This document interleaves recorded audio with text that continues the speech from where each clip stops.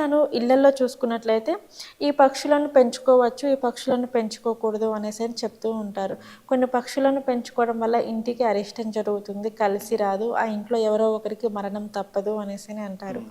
అలాగే ఇంకొంత పక్షులను పెంచుకోవడం వల్ల ఏంటంటే ఆ పక్షులను పెంచుకోవడం వల్ల ఇంట్లో అనేది కలిసి వస్తుంది, ధనప్రాప్తి కలుగుతుంది, ఐశ్వర్యం లభిస్తుంది అని చెప్పేసి అని ఇలా అంటారు. అసలు మనం ఇంట్లో పక్షులను పెంచుకోవాలంటే ఏ పక్షులను పెంచుకోకూడదు, ఏ పక్షులను పెంచుకోకూడదు, ఎటువంటి పక్షులను పెంచుకుంటే మనకి ప్రాణ నష్టం కలుగుతుంది అంటారు? మంచి ప్రశ్న వేశారమ్మా. దీన్ని మీకు ఒక క్లారిటీగా తెలియాలంటే మీకు ఒక క్వశ్చన్ వేస్తాను. ఇప్పుడు మీరు ఉన్నారు, ఓకే, మనం మనుషులం అంతా కాళ్ళతో నడుస్తాం. అవును. కాళ్ళని కట్టేయడం కరెక్టా, కట్టకుండా ఉండడం కరెక్టా? కట్టకుండా ఉండడమే కరెక్ట్. కరెక్ట్ కదా. అవును. పక్షులు నడుస్తాయా, ఎగురుతాయా? ఎగురుతాయి. ఎగిరే పక్షిని కట్టేసినట్టు అవుద్ది పెంచుకుంటే. ఓకే. ఒక పంజరంలో పెట్టాము. కొంతమంది కొన్ని ఇళ్ళల్లో